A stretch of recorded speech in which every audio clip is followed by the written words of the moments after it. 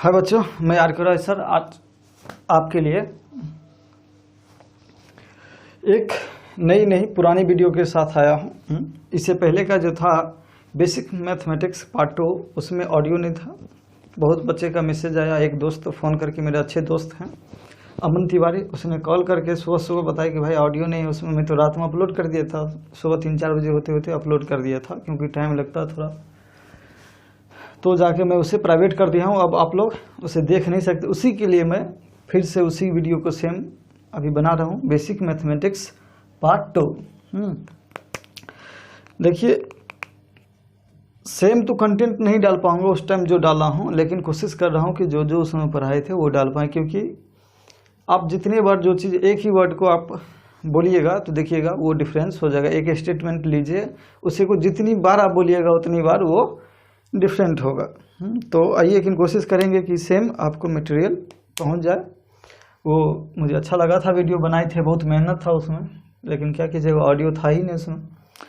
आइए शुरू करते हैं डिफरेंशिएशन। उससे पहले थोड़ा सा हम आपको बता दें कि हम पढ़ंतु ऑनलाइन चैनल पे, पढ़ंतु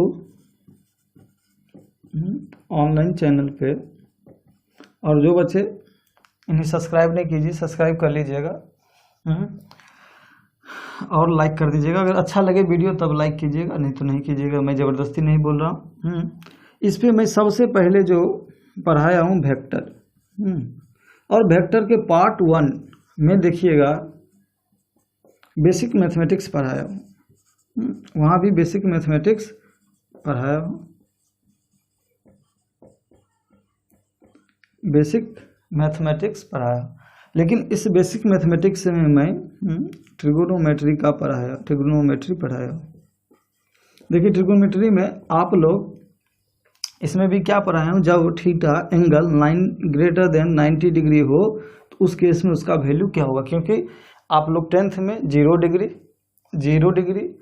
30 डिग्री, 45 डिग्री, 60 डिग्री, 90 डिग्री का सभी वैल्यू जितना भी है, फंक्शन साइन, कॉस, टेन, सेक, कॉट, कॉसेक, इतना सब का वैल्यू याद किए हुए थे।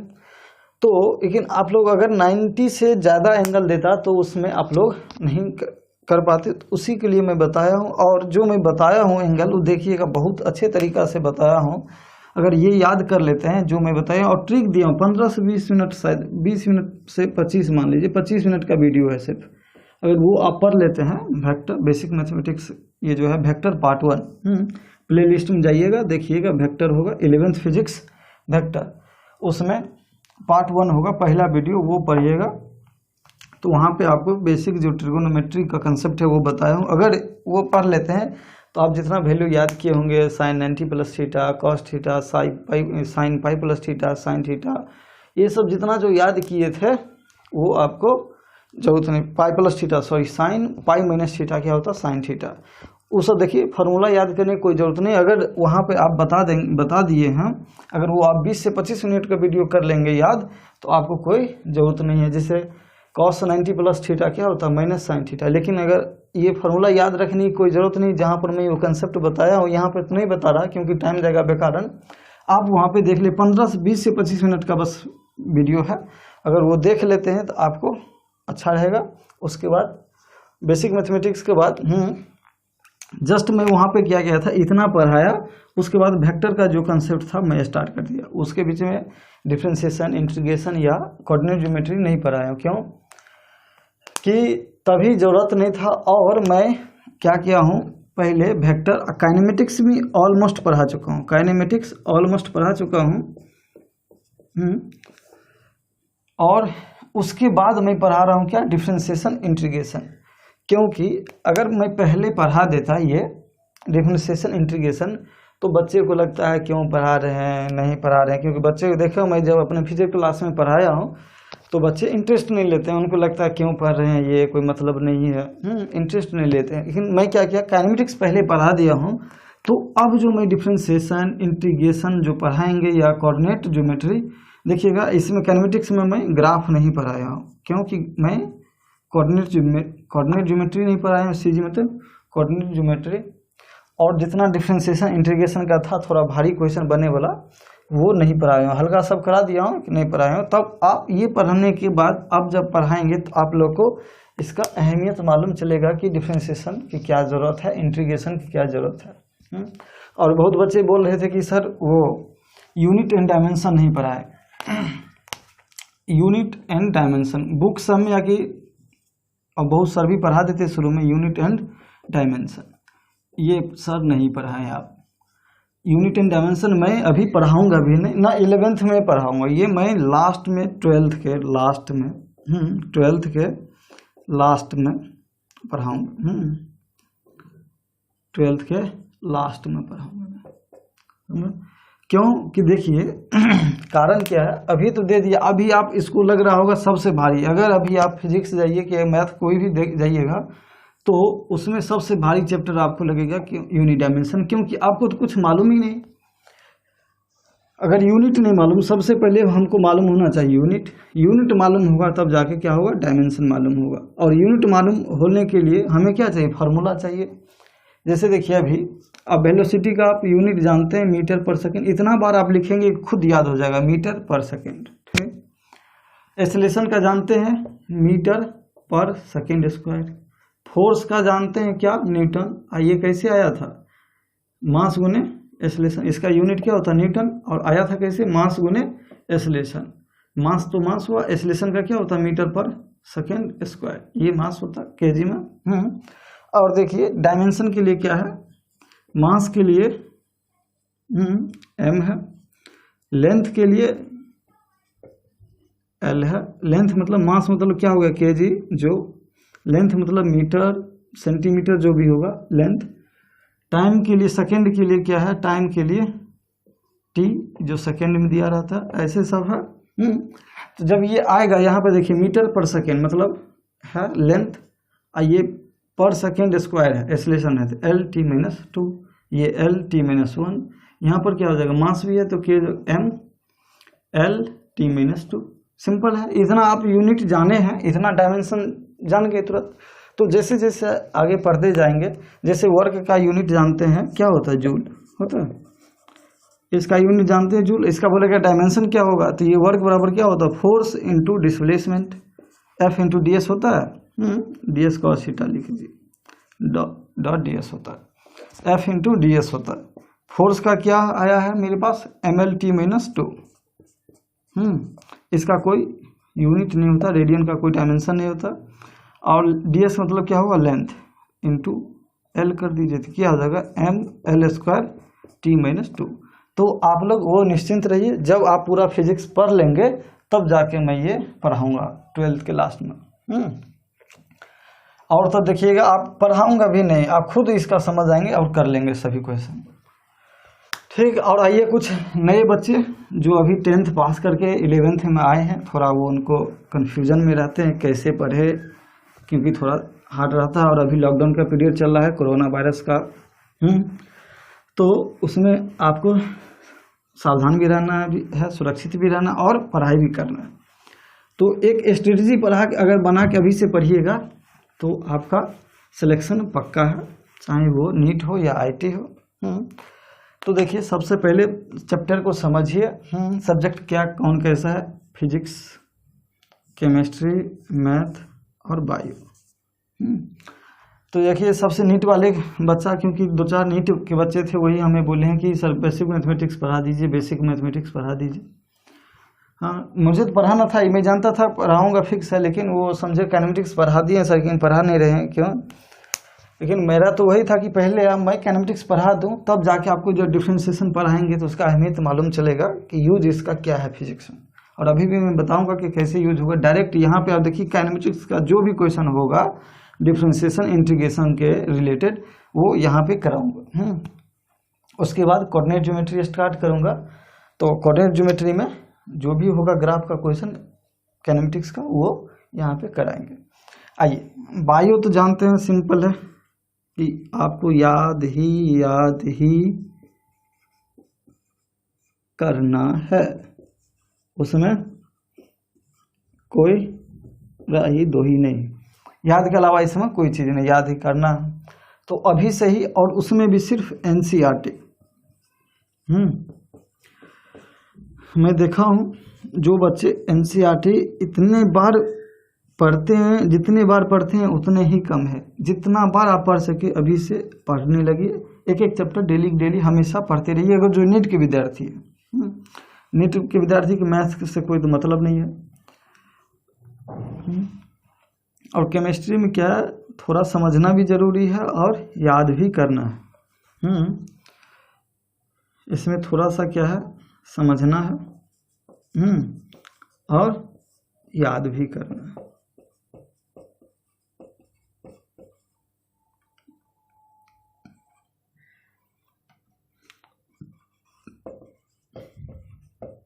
थोड़ा हिंदी मेरा गलत भी हो सकता है, वो इग्नोर कीजिएगा। अच्छा चलिए, समझने की टर्म में आ गए और याद भी करना है। तो कहाँ से? केमिस्ट्री को भी एनसीईआरटी से ही पढ़ना है। एनसीईआरटी से पढ़ना है कौन सा? ऑर्गेनिक और इनऑर्गेनिक। इनऑर्गेनिक सिर्फ एनसीईआरटी से पढ़िए। कोचिंग पढ़ेंगे आप कहीं, या कि जो भी लेक्चर देखेंगे, या कि इस पे भी मैं आपको केमिस्ट्री अपलोड करूँगा, देखेंगे तो वहाँ पे सर जो पढ़ाएंगे वो तो नोट सही है, वो तो कोई बात ही नहीं। उसके बाद आप जितना सर के नोट पढ़ने के बाद जितना बार हो ऑर्गेनिक इनऑर्गेनिक एनसीईआरटी से पढ़िए। एक बचा क्या, फिजिकल केमिस्ट्री थोड़ा है उसमें न्यूमेरिकल, वो आपको प्रैक्टिस करना होगा। वो प्रैक्टिस करेंगे तब जाके पकड़ हो पाएगा। चलिए, ये तो हो गया बायो के ग्रुप का, हो गया। मैथ हटाइए अभी यहाँ से, मैथ के लिए मैं बाद में बताऊँ। और ये क्या होगा, फिजिक्स। ये क्या है, इसमें जब तक कंसेप्ट क्लियर नहीं होगा, आपके कंसेप्ट क्लियर नहीं होगा, तब तक आप एक भी क्वेश्चन इसका नहीं कर सकते। इसमें मुझे ज़्यादा मेहनत करना, आपको कम करना है। बायो में स्टूडेंट आपको करना है मेहनत, सर का इसमें मेहनत बहुत कम होता है। केमिस्ट्री में एवरेज मानते हैं कि सर का भी रहता है, दोनों का 50-50 मान लीजिए, 50-50 रहता है दोनों। स्टूडेंट टीचर का मेहनत 50-50 रहता है। लेकिन इसमें हम मानते हैं कि टीचर को 80% मेहनत करना होगा, 20% आपको करना होगा। कैसे? कंसेप्ट क्लियर मैं करूँगा और उसका प्रैक्टिस आप करेंगे। तो मैं 20% बोल रहा हूँ क्योंकि आपको इसमें याद नहीं करना। अगर फिजिक्स एक बार समझ गए तो जीवन पर्यंत आप कभी नहीं भूलेंगे। लेकिन ये सब क्या है भाइयों, अगर आज पढ़ लिए 10 दिन छोड़ दिए तो फिर से भूल जाएंगे। तो ये हो गया, इतना सिंपल है। मैं तो कंसेप्ट क्लियर कर दूंगा। आप जो 20% मेहनत है, क्या आपको कम से कम एक कंसेप्ट पे 20 से 25 क्वेश्चन करना है कम से कम उस पर, और एक बार कर लेंगे बस याद हो गया कि फिर रिवीजन के लिए 2-4 क्वेश्चन करते रहेंगे, बीच बीच में क्लियर रहेगा। तो ये आपके लिए बायो का है, बायो ग्रुप के लिए, नीट के स्टूडेंट के लिए। तो जो स्टूडेंट अगर बायो लेना चाहते हैं या मेडिकल की तैयारी करना चाहते हैं आगे, या कि कर रहे होंगे, वो हमेशा एक स्ट्रेटजी बना ले। मिनिमम देखिए क्या कहते हैं, 8 आवर पर डे तो आपको पढ़ना होगा। अगर आप अच्छा रैंक चाहते हैं सिलेक्शन के लिए, तो मिनिमम 8 आवर आपको पढ़ना होगा। और ये सफिशिएंट भी है। मिनिमम और सफिशिएंट इसलिए बोल रहा हूँ क्योंकि इससे ज़्यादा पढ़ेंगे तो इफेक्टिव नहीं होगा, इससे कम पढ़ेंगे तो होगा नहीं आपका सिलेक्शन। 8 आवर में आप पहले लोग शेड्यूल बना लीजिए कि केमिस्ट्री कब पढ़ना है। क्योंकि जो चीज़ याद करने वाला आता है, सुबह उठिए उसको याद कीजिए। हम लोग जैसे थे जब पढ़ रहे थे अपना टाइम में, तो मैं सुबह 5 बजे उठता था। सुबह 5 बजे, क्योंकि केमिस्ट्री मेरा बहुत वीक था, याद ही नहीं होता था। सुबह 5 AM से 11 या 10-11 तक मैं सिर्फ केमिस्ट्री पढ़ता था।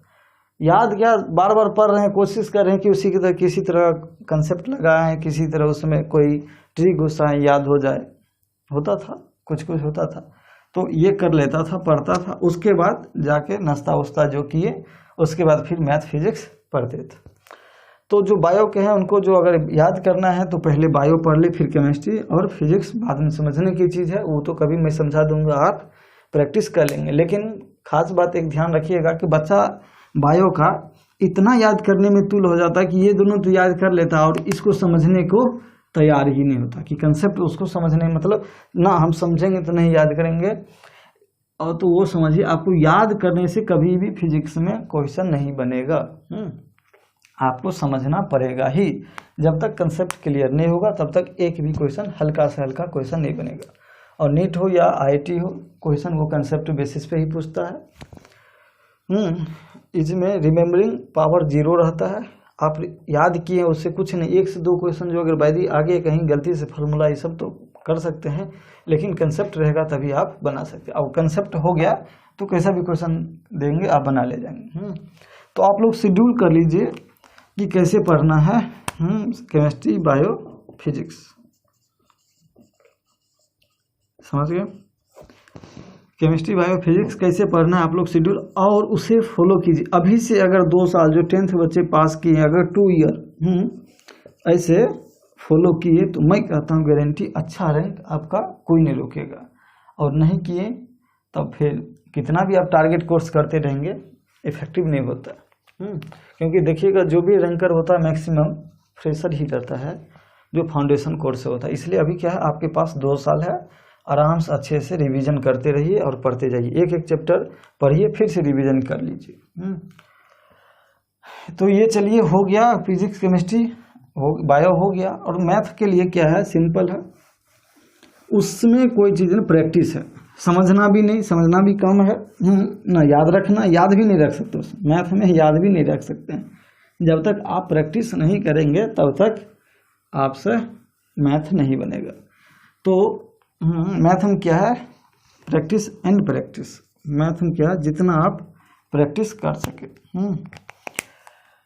तो अभी मैं कौन सा पढ़ा रहा हूँ, मैथ ही पढ़ा रहा हूँ। ये डिफरेंशिएशन, ये कैलकुलस का पार्ट है, कैलकुलस का पार्ट है, और ये क्या है, मैथ है। तो मैथ में आपको प्रैक्टिस करना ही होगा। क्या होगा, प्रैक्टिस करना ही पड़ेगा।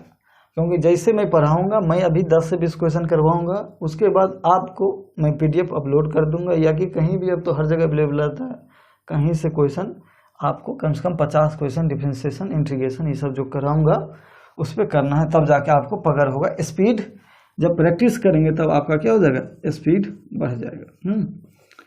जब स्पीड बढ़ेगा तभी मज़ा आएगा। नहीं तो आप एक आएगा डिफरेंशिएशन का क्वेश्चन, उसी में आप 2 मिनट 5 मिनट लगा देंगे, तो वो नहीं होनी चाहिए।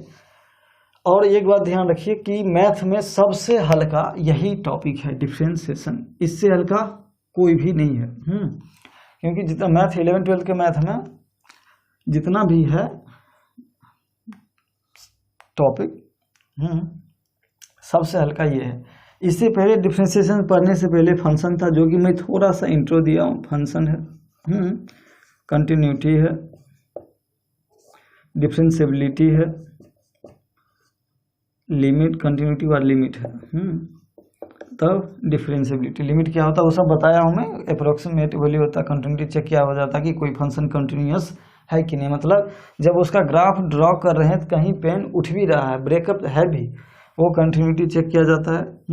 लिमिट क्या होता है, अप्रोक्सीमेट वैल्यू, जब जिस पॉइंट पे फंक्शन डिफाइन नहीं होता है ना, तो वहाँ पे लिमिट लगा के चेक किया जाता है, वो मैं आपको बता चुका हूँ। डिफरेंशिएबिलिटी चेक किया जाता है कि कोई फंक्शन डिफरेंशिएबल है कि नहीं। डिफरेंशिएबल के लिए क्या, फंक्शन कंटिन्यूअस भी होना चाहिए, और कंटिन्यूअस के साथ साथ कोई शार्प कॉर्नर नहीं बनना चाहिए ऐसे। तो वहाँ पे क्या हो जाएगा, वो फंक्शन डिफरेंशिएबल नहीं होगा। एक्चुअली में क्या होता है, डिफरेंशिएशन के मतलब dy/dx मतलब होता है टेंजेंट भी। अगर यहाँ पे टेंजेंट ड्रॉ करेंगे तो एक ही पॉइंट पे 2 डायरेक्शन आ रहा है, 2 टेंजेंट ड्रॉ हो रहा है, इसलिए शार्प कॉर्नर भी नहीं बनना चाहिए, तब जाके आप डिफरेंशिएशन कर सकते हैं। तो उससे हार्ड आपका क्या फंक्शन है, इसमें डोमेन निकालना होता है, रेंज निकालना होता है, सबसे हार्ड ये है। तो वो सब मैं पढ़ा नहीं रहा, जरूरत ही नहीं, अपना फिजिक्स में कोई ज़रूरत नहीं, कहीं भी नहीं है। तो ये समझिएगा सबसे हल्का है। और इसमें जो भी आपको देगा वो डिफरेंशिएबल होगा फंक्शन, तभी देगा करने, इसलिए आपको वो सोचना नहीं है कि ये फंक्शन डिफरेंशिएबल है या नहीं है। सिंपल दिया, आप कर दीजिएगा। 7 से 8 फॉर्मूला लिखाऊंगा, उससे आप याद कर लीजिएगा। और क्या बोले, याद कर लीजिए, उससे प्रैक्टिस कीजिए, आपको पकड़ अच्छा हो जाएगा इसमें। आइए, मैं इससे पहले जो भी था इंट्रो बता चुका हूँ कि ये डिफरेंशिएट dy/dx एक स्लोप ऑफ टेंजेंट होता है, tan थीटा होता है, ये सब बता चुका हूँ मैं। आइए, मैं अब आपको 8 से 9 फार्मूला लिखाऊंगा, उसके बाद उस पर प्रैक्टिस करवाऊंगा। 10 से 20 क्वेश्चन आपको जाके क्लियर हो जाएगा बिल्कुल। उसके बाद आज के बाद जो नेक्स्ट लेक्चर आएगा उसमें मैक्सिमम मिनिमम पढ़ाएंगे। उसके बाद इंटीग्रेशन समाप्त हो जाएगा कैलकुलस का पार्ट। तो आइए इधर के लिखते हैं क्या, y बराबर फंक्शन ऑफ x और इधर इसका differentiation dy by d x या d f x by d x, या इसे एफ डैश एक्स भी बोल सकते हैं। एक जो डैश है उसका मतलब क्या होता है, फर्स्ट डिफ्रेंसिएशन। आइए जैसे एक लीजिए, पहला क्या है, पावर फंक्शन x के पावर n, अगर y बराबर x के पावर n हो तो उसका डिफ्रेंसिएशन क्या होगा। मैं एक बार लिख रहा हूँ, उसके बाद डायरेक्ट टेबल बना दूंगा। D y by d x equal to हो जाएगा y इजकल टू क्या है, x के पावर n डी एक्स के power n upon d x हो जाएगा। ये हो जाएगा इसका n इंटू एक्स के पावर n माइनस 1। तो आपको याद रखना है कि x के पावर n का डिफ्रेंसिएशन क्या होता है, n इंटू एक्स के पावर n माइनस 1। याद रखने के लिए पावर क्या किए, यहाँ खींच के ले आए और उस पावर में एक घटा दीजिए। जैसे x के पावर अगर 5 है, y equal to x power 5, तो d y by d x क्या हो जाएगा, ये है पावर खींच लिए, चलो भाई पावर खींच लिए, उसके पावर का एक कम कर दीजिए, 5 माइनस 1 होगा, मन में कीजिएगा, एक कम कर दिए क्या हो जाएगा, 4 हो गया। ऐसे 7x 6, उसका डिफ्रेंसिएशन क्या हो जाएगा, ये सॉरी x की पावर 6 है, उसका डिफ्रेंसिएशन क्या हो जाएगा, 6 ले आए बाहर, उसका पावर घटा दिए एक, यानी पावर जो है ले आइए बाहर, और पावर है उसको क्या कीजिए, एक में घटा दीजिए। समझ गए। और ध्यान रखिए कि ये जो है, देखिए ये डोमेन इसी के टर्म में डिफ्रेंशिएट होता है। अगर यहाँ पे y बराबर t के पावर n होगा तो यहाँ पर हम लिखेंगे dy बाई डी टी, तब होगा n इंटू टी के पावर n माइनस 1। बस बदलना है, x की जगह t लिखें तो यहाँ भी t लिखना है। समझ रहे हैं। तो आगे अगर बताऊंगा, अगर मान लीजिए x दूसरे भी फंक्शन रहा, दूसरे का भी फंक्शन रहा, तो उसके चेन रूल में बताएंगे। बस ये बता दिए कि अपना ही जो डोमेन है उसी से डिफ्रेंशिएट होता है, अदर से नहीं। समझ गए, इतना अभी समझिए, उसके बाद आगे चेन रूल में दिखाएंगे आगे क्या होता है। ध्यान रखना है। चलिए ये हो गया, याद रखिए इसको। अब मैं टेबल बना देता हूँ, उसे आप लोग को याद रखना। x के पावर n का डिफ्रेंसिएशन होगा n इंटू एक्स के पावर n माइनस 1। एक रूट x का याद रखिए, रूट x का मतलब क्या है, x के पावर 1/2। इसका डायरेक्ट याद रखिए आप लोग 1/2 रूट x। नहीं अगर संतुष्टि हो मन में तो करके देख लीजिए। y बराबर अगर x के पावर 1/2 है तो dy बाई डी एक्स क्या हो जाएगा, dy by d x 1/2 root बाहर आए, पावर जो था बाहर लाए, n इंटू एक्स के पावर n माइनस 1, तो 1/2 माइनस 1, तो ये हो जाएगा क्या 1/2 इंटू एक्स के पावर माइनस 1/2, और माइनस है तो नीचे आ जाएगा 1/2, एक्स के पावर क्या होगा 1/2 या 1/2 रूट एक्स हो गया। ये आप लोग याद ही रखिए क्योंकि बहुत बार आएगा ये, तो डायरेक्ट याद होना चाहिए, अच्छा रहेगा। और माइनस का भी एक देख लीजिए, y बराबर अगर x के पावर माइनस 6 रहा तो dy बाई डी एक्स क्या हो जाएगा, सिंपल है, पावर ले आओ -6 और -1 करते हैं तो पावर इसमें -6 -1 क्या हो जाएगा, -6 -1 क्या हो जाएगा -7 हो जाएगा। सिंपल है। तो बहुत देखे हैं बच्चे, एक नीट के बच्चे के देखे थे, याद ही फार्मूला बना लिया था, y बराबर अगर x के पावर -n है तो dy बाई डी एक्स क्या हो जाएगा -n इंटू एक्स के पावर -n माइनस 1 हो गया। तो वो क्या कर लिए थे कि -n ऊपर रहने दिए थे, और यहाँ पर कर लिए थे क्या, माइनस यहाँ ले आए इंटू n+1 कर लिए थे। क्या मतलब है, एक फार्मूला ही -n/x, ये करने से कोई फायदा नहीं है। सिंपल याद रखिए, हो गया, एक फार्मूला याद रखेंगे काफ़ी है। तो जब ये फॉर्मूला अगर याद है तो ये आप कर सकते हैं, लेकिन ये हमेशा बहुत यूज होता है, इसलिए हम आपको लिखा दिए हैं, आप लोग भी इसे याद कर लीजिएगा, अच्छा रहेगा, क्योंकि बहुत बार यूज होगा तो डायरेक्ट ही आप लिखेंगे। आइए अब ट्रिगोनोमेट्रिक फंक्शन देखते हैं। साइन एक्स का होता है कॉस एक्स, कॉस एक्स का होता है minus sine x, tan x का होता है sec square x, cot x का होता है minus cosec square x, cosec x का होता है minus cosec x into cot x. वैसे कॉट एक्स का होता है माइनस कॉट एक्स लिखा चुका है ना, हाँ, यहाँ पे क्या होगा सेक एक्स, क्या होता है sec x into tan x. देखिए एक बात गौर कीजिए, जहाँ जहाँ सी है उसका डिफ्रेंसिएशन में क्या है माइनस, सी तो माइनस, सी तो माइनस। तो याद रखिए कि जो भी ट्रिग्नोमेट्रिक फंक्शन का सी से स्टार्ट होगा उसका डिफ्रेंसिएशन में माइनस लगेगा। कॉस एक्स का क्या minus sine x, cot x का माइनस कॉसेक स्क्वायर एक्स, और माइनस कॉसेक एक्स का minus cosec x into cot x. ये आपको इतना टेबल याद रखना है। आइए और एक दो, अगर y बराबर e के पावर x रहा तो dy बाई डी एक्स क्या होता है e के पावर x ही रह जाता है। ये एक ऐसा फंक्शन, एक एक्सपोनेंशियल, इसे क्या बता जाता है एक्सपोनेंशियल फंक्शन, जो सेम रह जाता है। एक ये याद रखिए e के पावर x क्या रह जाता है, e के x ही रह जाता है। अगर y बराबर log x या ln x रहा तो dy बाई डी एक्स क्या हो जाएगा, dy by d x 1/x। एक याद रखिए कितना हो गया 1 2 3 4 5 6 7 8 ये 9 10। और एक कांस्टेंट का तो याद ही रखिए कि d कांस्टेंट अपॉन dx क्या होगा 0। यानी अगर y बराबर कोई भी कांस्टेंट हो, कांस्टेंट मतलब बोल दिया, अगर कोई आर्बिट्री भी कांस्टेंट दे दिया, बोल दिया कांस्टेंट है, जब भी बोला कि कांस्टेंट, अगर x ही लिखा कि x ये कांस्टेंट है, वेरिएबल नहीं है, तो उसका क्या हो जाएगा 0। अगर y बराबर कोई कांस्टेंट हो, कांस्टेंट मतलब कुछ भी हो सकता है, कांस्टेंट कुछ भी हो सकता है, 2 5 जो भी हो, या कि यही बोल दिया अगर x लिखा y बराबर x, आप बोल देगा कि ये जो है कांस्टेंट है, या y बराबर a दे दिया, कहेगा a क्या है कांस्टेंट है, तो इसका डिफरेंशिएशन क्या हो जाएगा dy बाई डी एक्स 0। किसी के टर्म में डिफरेंशिएट कीजिएगा क्या हो जाएगा 0।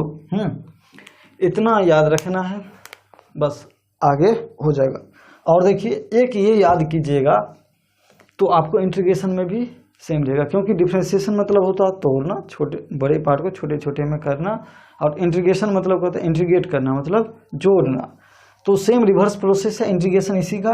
तो अगर ये टेबल याद रखते हैं तो सेम आपको इंटीग्रेशन में यूज हो जाएगा। क्यों, कॉस का साइन होता है, साइन का माइनस कॉस एक्स होता है, वहाँ पर क्या होता है जो रिजल्ट आता है अगर वो सी आ रहा है तो वहाँ पर माइनस लगा दिया जाता है। सेम यही टेबल वहाँ भी यूज हो जाएगा, same ditto same table. 1/x का इंटीग्रेशन क्या होता ln x, सेम है।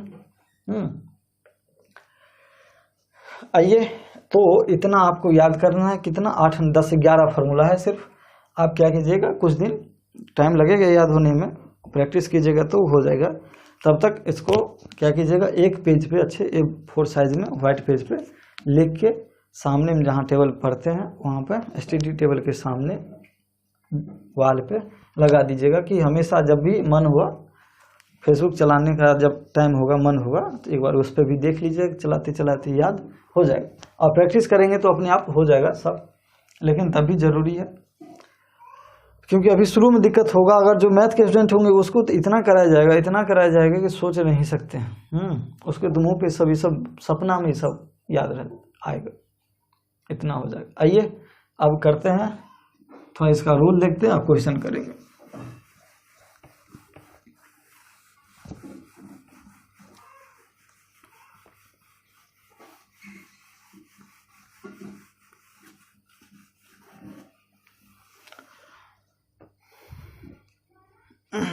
और देखिए जो बच्चे अभी 10th का एग्ज़ाम देके 11th में साइंस ले रहे होंगे, सीबीएसई हो या कोई स्टेट बोर्ड हो या बिहार बोर्ड हो, तो एक बार गोल फिक्स कीजिएगा। दिक्कत आएगी, कठिनाई आएगी, शुरू में जाइएगा तो क्लास में समझने में दिक्कत आएगा, अगर कहीं पटना इस समय रहते हैं तो थोड़ा भोजन का भी दिक्कत होगा, या कि कोटा जाएंगे तो वहाँ पे तो बहुत कम दिक्कत होता।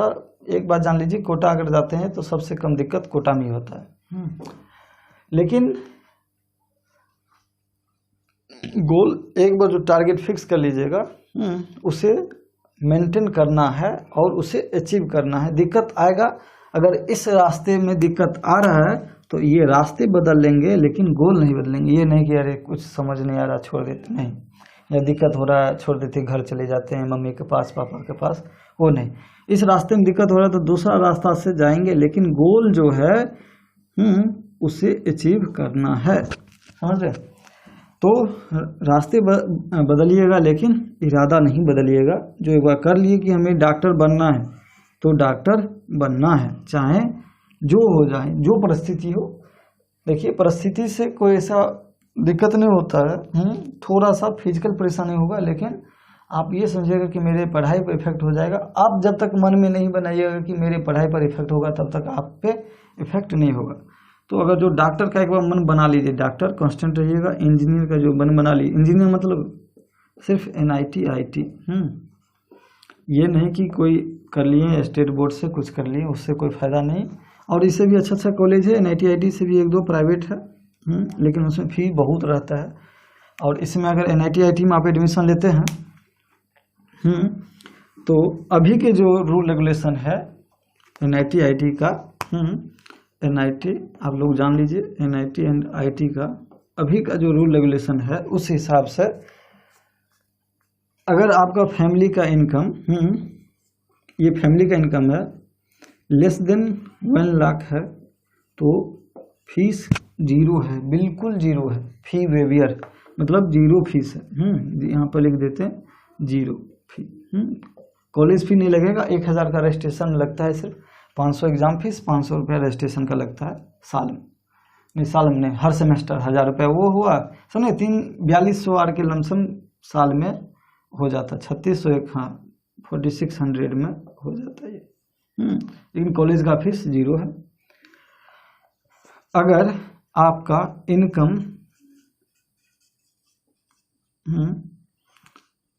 कितना 1 लाख और 5 लाख के बीच में है, यहाँ लिखते हैं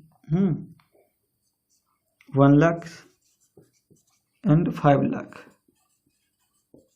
के बीच में है, तो आपको 21,000 रुपया पर सेमेस्टर लगेगा।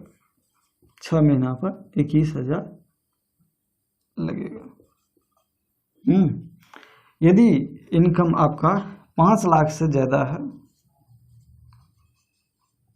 इनकम ग्रेटर देन 5 लाख है, तब जाके आपका फीस 62,500 पर सेमेस्टर है। ये मैं NIT का बता रहा हूँ। IT का सर इसी का 2 गुना है, लेकिन सेम यही रूल उसमें भी है। सेम रूल उसमें, यहाँ इसका देखिए 1,25,000 पर ईयर हुआ, तो IIT में क्या है, सेम है 2.5 लाख पर ईयर, लेकिन रूल क्या है, सेम है। इनकम फैमिली इनकम अगर ये है तो 0, उससे कम है तो इसका 2 गुना कर दीजिए 42,000। और अगर ज़्यादा है 5 लाख से तो 2.5 लाख आपको देना होगा। वो क्राइटेरिया बनाया हुआ सब, और सुविधा के लिए कीजिएगा। तो इसमें देखिएगा हॉस्टल फैसिलिटी तो रहता ही है हर जगह। हॉस्टल के मतलब जैसा घर जैसा खाना देगा, 1 नंबर।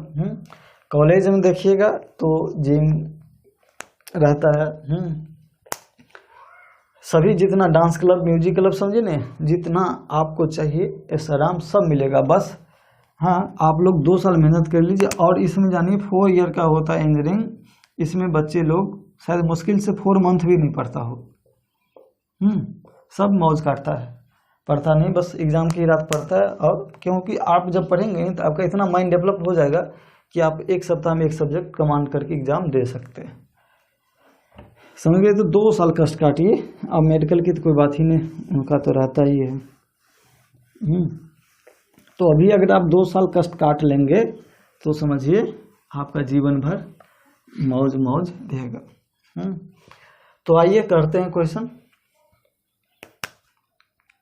और देखिए अब तो इतना हो गया, अगर कोई कहेगा गरीबी थोड़ा, अगर मान लीजिए इकोनॉमिकल प्रॉब्लम है तो कोई दिक्कत नहीं, आप पढ़ सकते हैं। जैसे मेरे ही चैनल पे सब पढ़ाऊंगा, और भी चैनल है हर जगह, अच्छे अच्छे सर हैं पढ़ा रहे हैं।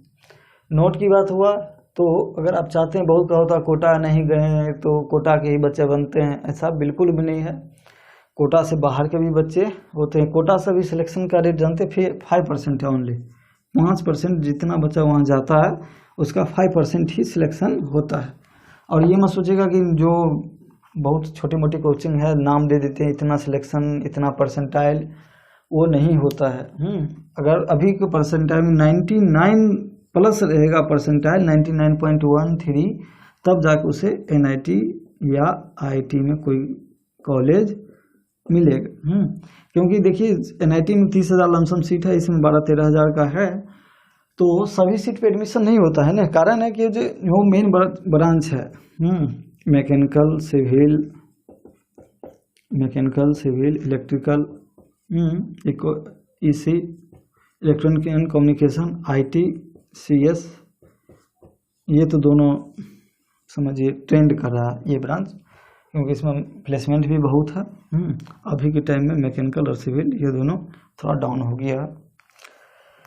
तो IT CS ये सब इतना, अगर आपको ब्रांच कोई कॉलेज में नहीं मिल रहा है, चाहे कॉलेज कैसा भी हो, चाहे बहुत अच्छा ही कॉलेज हो, अगर इसके अलावा कोई ब्रांच मिल रहा है तो कोई बच्चा लेना नहीं चाहता। क्योंकि लेदर टेक्नोलॉजी होता है, फूड प्रोसेसिंग इंजीनियर होता है, और बहुत टाइप के होते हैं इंजीनियरिंग, तो वो लेना नहीं चाहता वो सीट। अगर लेते भी हैं तो इसे कोई मतलब नहीं, इससे अच्छा BSc कर लो। नहीं, अगर आप चाहते हैं टैग लगाना तो लीजिए, डिग्री लीजिए, कोई दिक्कत नहीं है, आइएगा। तो बहुत लोग टैग के लिए करता है कि IT का टैग हो जाएगा, लेकिन वही टैग ही लेके रह जाता है नौकरी, या कि आगे दिन वो ऐसा आराम नहीं होता। इसलिए बहुत देखिएगा टीचर भी मैं देखा हूँ दे देगा IIT। अब भाई कौन ब्रांच से किए वो तो बता दो, IT हो तो NIT हो तो कौन ब्रांच से हो वो बता दो।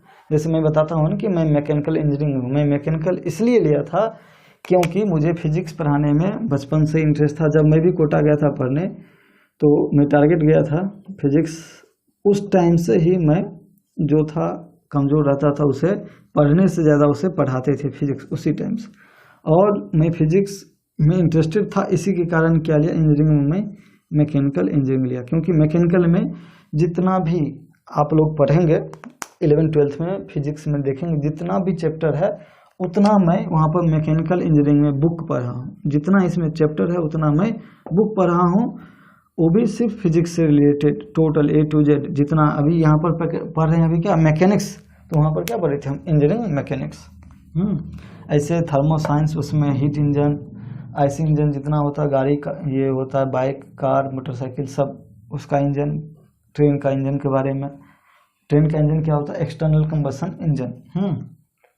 उसमें क्या होता है, इंटरनल के मतलब क्या होता है कि वो सिलेंडर में ही यहाँ पे फ्यूल को बर्न किया जाता है। और एक्सटर्नल में क्या होता है, बाहर में फ्यूल बर्न होता है, उसके बाद जो स्टीम बना के ट्रेन में क्या होता है, बाहर में फ्यूल बर्न होता है। पहले कोयला का इंजन था तो वाटर को क्या करता है, हीट करके स्टीम बनाया जाता था, फिर पिस्टन में धकेला जाता था। हाँ, अभी क्या कर रहा है, आप इलेक्ट्रिसिटी से वाटर हीट करके उसमें डालता है, तो वो क्या होगा, एक्सटर्नल कंबशन इंजन। और जितना गाड़ी है अपना, बाइक हुआ कार हुआ, सब में क्या इंटरनल, बस ट्रक जो भी है सब है इंटरनल कंबशन इंजन। तो जितना है फ्लूइड मैकेनिक्स में भी पढ़ा हूँ, हीट इंजन, ये क्या कहते हैं, हीट मास ट्रांसफर HMT, जो आप लोग पढ़ेंगे थोड़ा सा 1-2 चैप्टर हीट, सब पढ़ा हूँ क्योंकि इंटरेस्टेड था तो मैं मैकेनिकल लिया। लेकिन बहुत लोग क्या होते हैं, लेदर ले लिए, कोई फूड प्रोसेसिंग ले लिए, माइनिंग ले लिए, कुछ भी ले लेते हैं, केमिकल हुआ, बायोटेक्नोलॉजी, कुछ भी ले लेते हैं अपना टैग के लिए। हाँ, तो वो ज़रूरत नहीं, अगर आप अच्छे से पढ़ेंगे तो अच्छा ब्रांच, अच्छा कॉलेज मिलेगा, तभी जाके फायदा है। तो आइए पढ़ते हैं, बहुत हो गया बात। फिर आज ऐसे ही आगे हम आपको करते रहेंगे। और कोई भी सजेशन हो, बहुत 1-2 बच्चा था पूछ रहे सर, बहुत कहता है कि मेडिकल में 50-60 लाख रुपया लगता है, नहीं लो, बायो मत लो।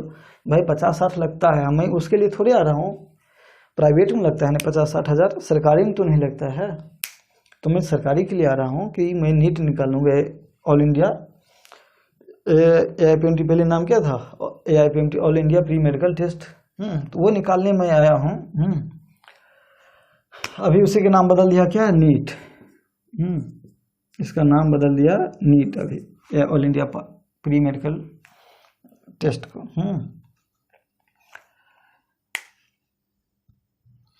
इसका क्या होता है, नेशनल एलिजिबिलिटी इंट्रेंस टेस्ट। इसके आप देखिए सब कंबाइन कर दिया। अभी तो देखें बिहार का भी जितना कॉलेज है इंजीनियरिंग हो, इंजीनियरिंग का कर दिया, JEE मेंस, बहुत सरकारी कॉलेज, स्टेट का भी जितना, स्टेट गवर्नमेंट कॉलेज जितना है, स्टेट गवर्नमेंट इंजीनियरिंग कॉलेज जितना है,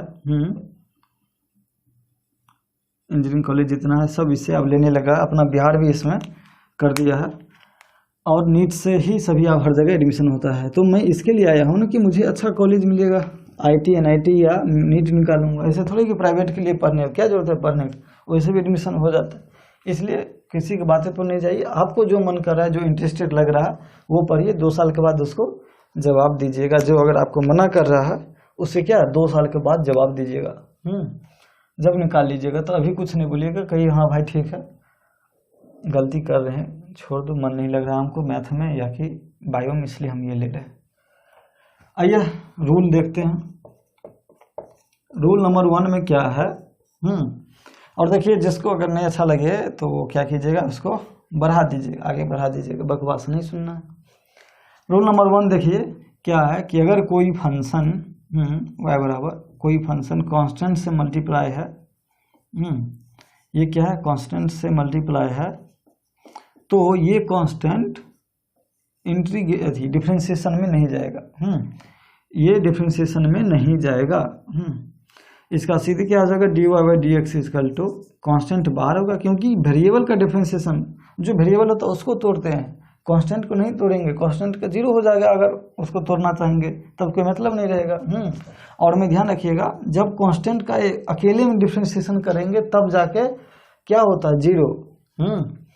कांस्टेंट को जब अकेले में डिफरेंशिएट करना चाहेंगे तब जाके उसका क्या होता है, वैल्यू 0। अदरवाइज वो क्या होगा, जिसके साथ मल्टीप्लाई में है वो वैसे ही रहेगा, बाहर हो जाएगा। ये c into D f x upon क्या हो जाएगा, dx। एग्जाम्पल के लिए देखिए, अगर y बराबर जैसे x के पावर -3 है, 7 इंटू एक्स के पावर -3, तो dy/dx क्या हो जाएगा, ये 7 क्या हो जाता है, एट इज उतर जाएगा, इसे डिफ्रेंशिएट नहीं कर सकते, जाएगा नहीं डिफ्रेंशिएशन में, वेरिएबल नहीं है।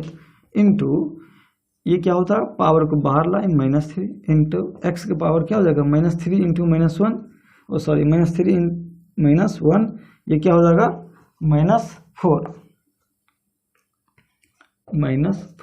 हो गया। तो फाइनली आपका क्या आंसर होगा, -21 एक्स के पावर -4 हो गया। वैसे अगर y बराबर दिया कि 7 sin x, तो dy/dx क्या हो जाएगा, 7 cos x। एट इज जो ये है कांस्टेंट वो बाहर आ जाएगा। कांस्टेंट से मल्टीप्लाई अगर कोई फंक्शन होगा तो वो डिफरेंशिएशन में नहीं जाएगा, वो बाहर आ जाएगा। आइए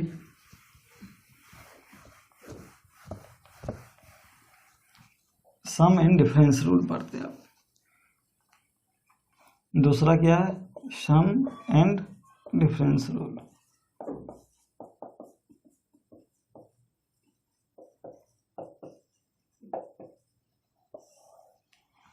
अगर y बराबर मान लीजिए u + v + w डॉट, मतलब कोई फंक्शन है वो बहुत फंक्शन का जोड़ के है। एक जो y है वो बहुत सारे फंक्शन का जोड़ है, और ये सब क्या होगा, x का फंक्शन होगा, फंक्शन ऑफ x, ये भी फंक्शन ऑफ x, ये भी क्या होगा, फंक्शन ऑफ x। तो dy/dx क्या होगा, सिंपल जो प्लस माइनस में प्लस भी रखिए, माइनस भी, dy/dx क्या हो जाएगा, अगर प्लस में रहेगा तो सिर्फ प्लस लिखेंगे, माइनस में रहेगा तो माइनस, ये दोनों के एक साथ में दिखा रहा हूँ, du/dx plus minus dv/dx plus minus dw/dx हो जाएगा। तो सिंपल है, जोड़ रहेगा तो जोड़ कर देना, घटाओ रहेगा, अगर मान सिर्फ ऐड है तो ये हटा दिए, अगर सिर्फ माइनस है तो ये रह गया सिंपल। जैसे एग्जांपल से आइए देख लेते हैं।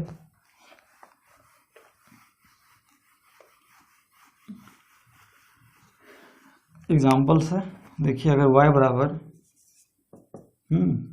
2 इंटू टी के power 4 plus 3t² plus sign T है। अब देखिए अभी क्या था, इससे पहले क्या था, function y into function of x रहता था। अभी क्या है, y ये फंक्शन ऑफ t है। तो यहाँ पर हम क्या करेंगे, t के रिस्पेक्ट में डिफ्रेंशिएट करेंगे, dy बाई dt क्या हो जाएगा, 2 इंटू 4 बाहर आएगा, 4 इंटू एक पावर कम हो जाएगा 3 हो गया। देख रहे कैसे, आप लोग भी ऐसे कीजिएगा, 3 इंटू 2 बाहर आएगा, t का पावर एक कम हो गया 1 प्लस साइन टी का क्या हो जाएगा cos t हो गया। सिंपल हो गया, 8t³ plus 6t plus cos t। Simple है। आइए एक दो करते हैं और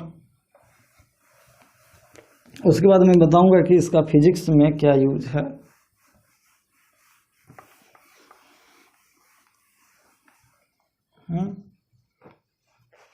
जैसे देखिए y बराबर अगर मान लीजिए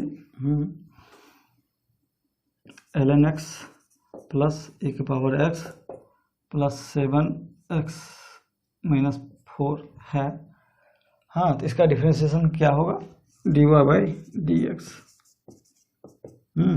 ln x का डिफरेंशिएशन क्या होता है, इसको लिखेंगे d ln x upon dx, सबको लिखेंगे बार बार, उसको कर देंगे तो डायरेक्ट यहाँ कर देंगे 1 बाई एक्स हो जाएगा इसका डिफरेंशिएशन। इसको करेंगे तो क्या सेम रह जाएगा, e के पावर x प्लस देखिए 7 इंटू ये -4 आ जाएगा बाहर, -4 इंटू एक्स के पावर -4 इंटू -1 क्या हो जाएगा, ये प्लस 28 इंटू एक्स के पावर -5, ये हटा दीजिए। आप लोग दूसरे बार में लिखिएगा, हो गया। एक स्टेप में हटा दिया हूँ, क्योंकि अगर आप प्रैक्टिस करेंगे तो आप भी हटा सकते हैं। d ln x upon dx लिखते हैं, d ln x upon dx, फिर d e के पावर x upon dx, d 7x power ये लिखते, उसके बाद ये स्टेप वो मैं हटा दिया हूँ। डायरेक्ट अगर आपको याद है तो कर सकते हैं, अभी प्रैक्टिस करने के साथ कर लेंगे। अब आइए कि इसका देखिए फिजिक्स में क्या यूज है।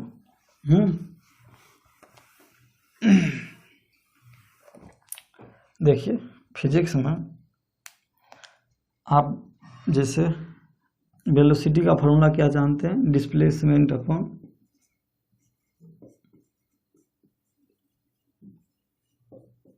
टाइम होता था वेलोसिटी, और ये डिस्प्लेसमेंट क्या होता है एक्चुअली में, चेंज इन पोजीशन होता था डेल्टा एस या change in display upon delta T.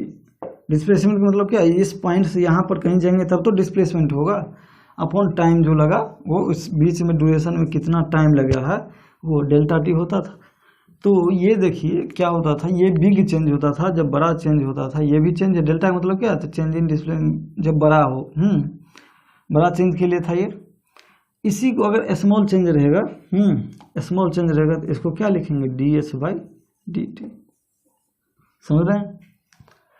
तो अगर मान लीजिए किसी टाइम पे फ्रैक्शन ऑफ सेकेंड या उस सेकेंड पे पूछ दिया कि क्या होगा वेलोसिटी, तो वहाँ पे क्या करेंगे, ये लगाएंगे D s by d T. अगर बिग माने टाइम इंटरवल या कुछ चेंज ज़्यादा बड़ा होगा तो अब delta S upon delta T लगाएंगे। अगर यही स्मॉल होगा, बहुत स्मॉल, तो क्या होगा, D s by d T. तो v बराबर क्या हो जाएगा, d s by d T. ऐसे एक्सेलरेशन बराबर क्या होता है, delta v upon delta T होता है। ये बिग चेंज के लिए, स्मॉल चेंज के लिए क्या हो जाएगा, स्मॉल चेंज के लिए d v by t t हो जाएगा। आइए करते हैं इस पे। और इसमें क्या होगा, एस देखिए जैसे फंक्शन ऑफ टाइम, वेलोसिटी क्या होगा, फंक्शन ऑफ टाइम। कभी velocity function of display position भी रहेगा। तो उस जगह के लिए देखिए, अगर डिस्प्लेसमेंट की जगह पर क्या हो जाएगा, ए बराबर, तभी वहाँ पर भी बताए थे।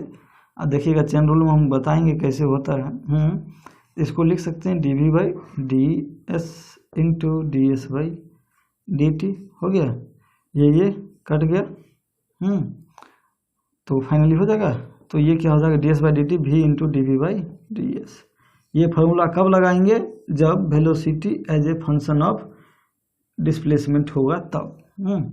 और ये कैसे होता दिखाता हूँ मैं एग्जांपल देके कि देखिए यहाँ से क्या है वेलोसिटी, यहाँ से क्या velocity as a function of time, यहाँ से क्या एस का डिफ्रेंशिएट कर रहे हैं, s as a function of time है डिस्प्लेसमेंट। हाँ, मैं आपको एग्जांपल से बताता हूँ कि एक्चुअली में होता कैसे ये, क्योंकि बहुत लोग मानने को तैयार नहीं होता कि कैसे क्या हो रहा है।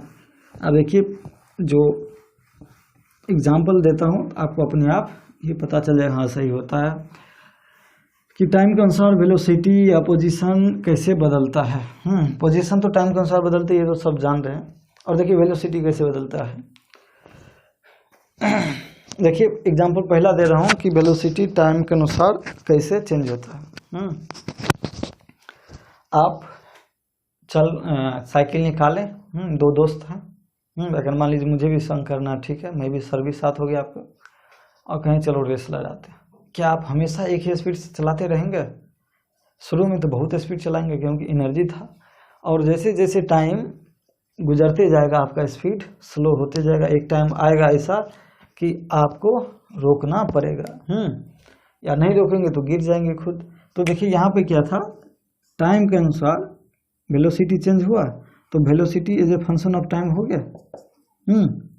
शुरू में जब टाइम 0 था तो काफी स्पीड में थे, धीरे धीरे जैसे थकते गए थकान हुआ, धीरे धीरे क्या हुआ आपका वेलोसिटी कम होते गया। तो velocity as a function of time समझ गए।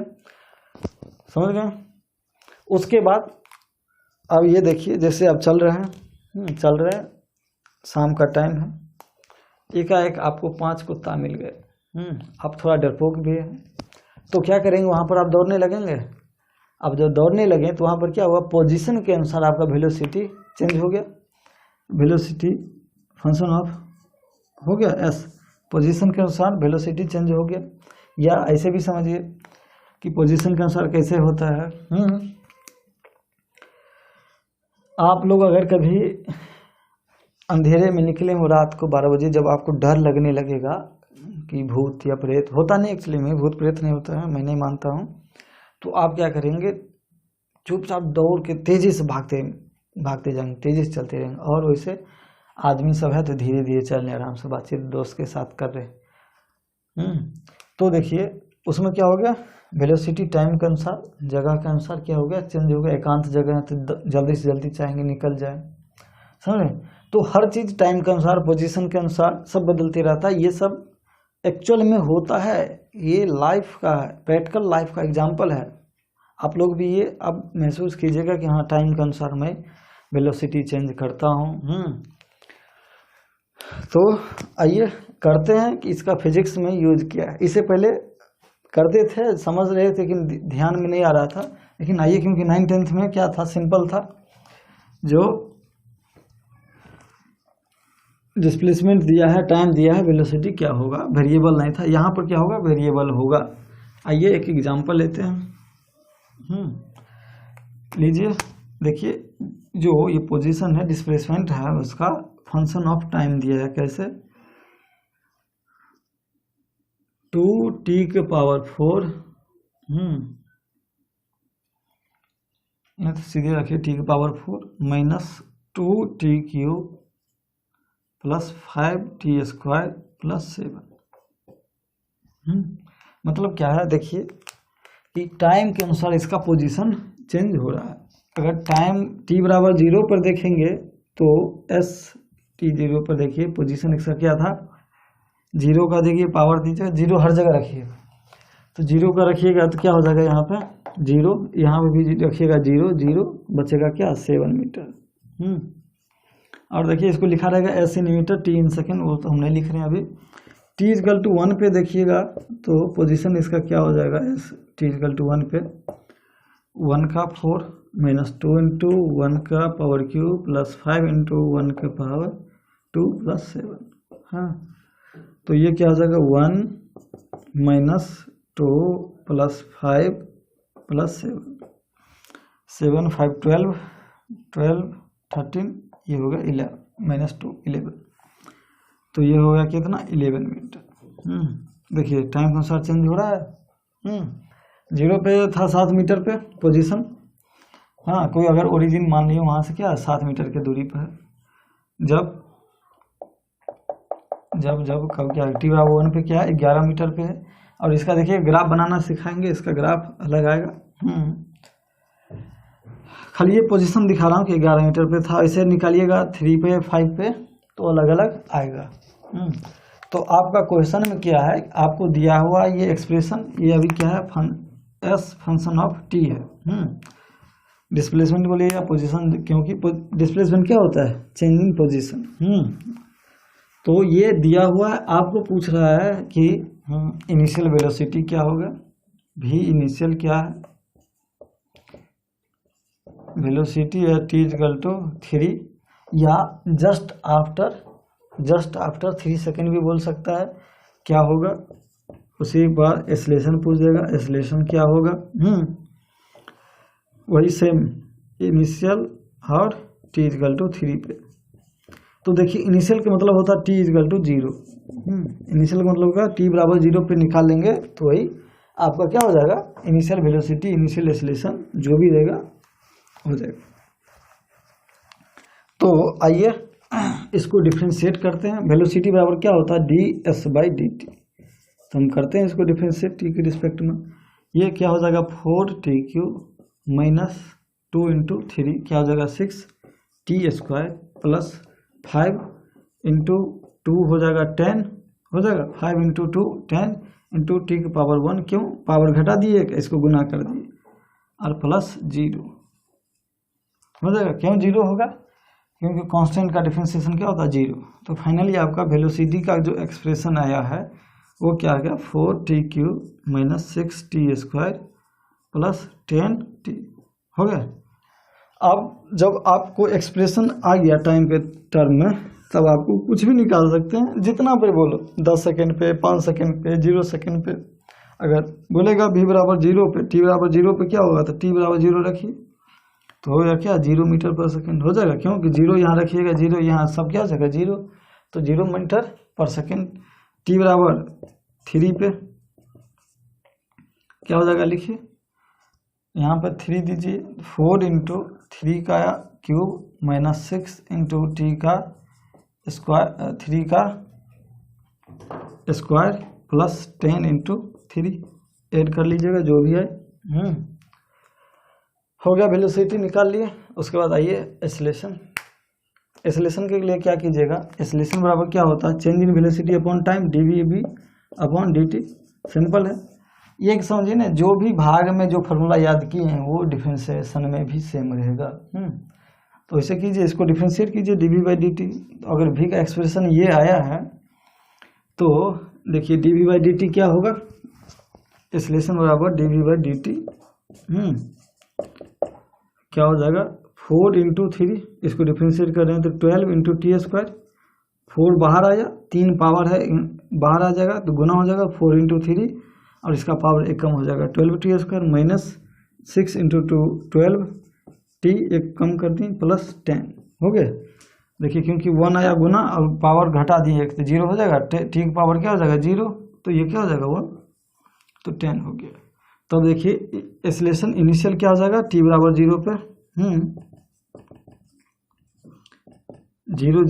10 मीटर पर सेकेंड स्क्वायर, फिर 3 पर देख लीजिएगा निकाल के, समझ गए।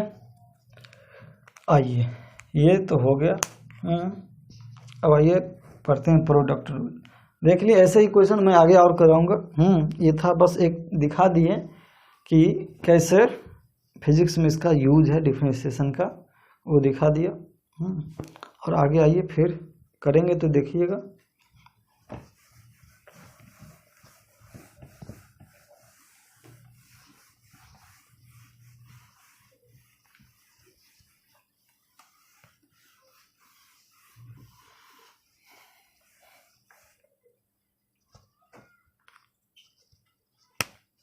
प्रोडक्ट रूल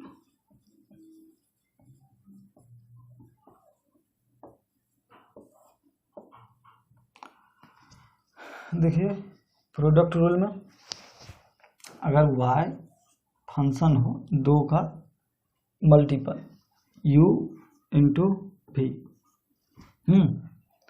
तो अब यहाँ कोई बच्चे पूछ देता है कि सर u इंटू भी इंटू डब्ल्यू क्यों, तीन फंक्शन का अगर उसके लिए अलग है उसमें क्या होता है लॉग लिया जाता है। क्योंकि ध्यान रखिएगा अगर मान लीजिए v इंटू डब्ल्यू है, देखिए थोड़ा बता ही देती है, अगर किसी को मन में हो जाएगा तो थोड़ा उसको दिक्कत होगा। अगर लॉग लेंगे तो एक्चुअली में लॉग m इंटू एन होता है क्या, log m plus log n होता है। यहाँ पर ले लीजिएगा लॉग y दोनों तरफ, तो हो जाएगा log u plus log v plus log w हो जाएगा, क्योंकि लॉग u v w दोनों तरफ लीजिएगा, log u i equal to log ये हो गया, ऐड करके लिख देंगे। आप दोनों को डिफ्रेंशिएट कर दीजिए, सिंपल है। तो वो आगे की बात है, लेकिन आप लोग को जो नीट के स्टूडेंट है या कि फिजिक्स में, मेरे फिजिक्स में ये ज़रूरत है ही नहीं तीन टर्म वाला, इसलिए उसमें जाना नहीं है। आइए इसको सिंपल है, जो फार्मूला है उस पर आप रखिएगा। अगर y बराबर u इंटू भी हो, कोई भी फंक्शन को u मान सकते, कोई भी फंक्शन को v मान सकते। ये क्या होगा फंक्शन ऑफ x, ये भी फंक्शन ऑफ x होगा। तो dy बाई डी एक्स क्या होगा, एक फंक्शन को क्या रखिए constant u into d v by d x, दूसरे को क्या कीजिए डिफ्रेंशिएट, फिर प्लस जिसे डिफ्रेंशिएट कर लिए उसे कांस्टेंट मानिए v into d u by d x. समझ गए, सिंपल है। एक को कांस्टेंट दूसरे को डिफ्रेंशिएट, फिर दूसरे को कांस्टेंट पहले को डिफ्रेंशिएट, आराम से ये फॉर्मूला याद रखना है। आइए क्वेश्चन करेंगे तो क्लियर होगा। जैसे देखिए y बराबर क्या है, e के पावर x into l n x है। एक फंक्शन इसे माने u, इसे माने v, आप किसी को मान सकते हो, उसमें कोई दिक्कत नहीं है। तो देखिए dy बाई डी एक्स क्या हो जाएगा, dy बाई डी एक्स, एक को रखेंगे u इंटू हो जाएगा dv बाई डी एक्स, फिर फार्मूला लिखे रहे हैं plus v into D by d x हो गया। तो आप तो अगर शुरू में दिक्कत हो तो एक बार क्या कीजिए dv बाई डी एक्स निकाल के रख लीजिए। dv बाई डी एक्स क्या हो जाएगा, ये है dv by d x, d l n x by d x क्या हो जाएगा 1 बाई एक्स, फिर du बाई डी एक्स क्या हो जाएगा, इसका सेम रह जाएगा ए एक्स। अब यहाँ पे फॉर्मूला में रख दीजिए e की पावर x into d v by d x 1 by x plus d u by d x का, ये भी क्या है l n x into d u by d x, यहाँ से लिख दी e की पावर x हो गया, सिंपल है। लेकिन आप इतना करने से अगर एक से दो बार कीजिएगा इसे, उसके बाद डायरेक्ट यहीं से करेंगे। जैसे हम एग्जांपल आप दिखाते हैं, डायरेक्ट आपको करेंगे, आप भी वैसे कीजिएगा।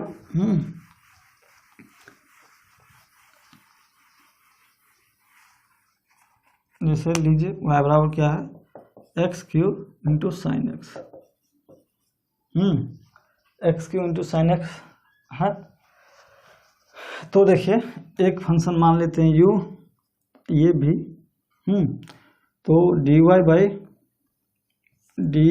बाई डी एक्स क्या हो जाएगा, एक को कांस्टेंट मानेंगे एक्स क्यूब इंटू इसका डिफरेंशिएट करेंगे, क्या हो जाएगा D sign x upon d x, फिर इसको constant sine x into D x cube upon d x. ये मैं आप नए हैं इसलिए बोल रहा हूँ, तो डायरेक्ट डिफरेंशिएट हो जाता है। यहाँ पर एक्स क्यूब, इसका डिफरेंशिएशन यहाँ से देख लेते हैं, cos x plus sine x into इसका डिफरेंशिएशन हो जाएगा 3x स्क्वायर। सिंपल, समझ रहे हैं, सिंपल है, कोई दिक्कत नहीं है। अभी तो मैं बस हल्का सा रूल बताने के साथ साथ करवा रहा हूँ, इसके बाद मैं 50-25 क्वेश्चन खुद करवाऊंगा, आप लोग साथ साथ करते जाइएगा, तो अच्छा रहेगा। आइए डिवीजन रूल देखते हैं, और देखिए जितना फार्मूला बताएं और रूल बताएं उसको एक पेज में लिख वाल पे चिपका देना है, तब याद रहेगा, क्योंकि ये फार्मूला जो है याद रहना चाहिए।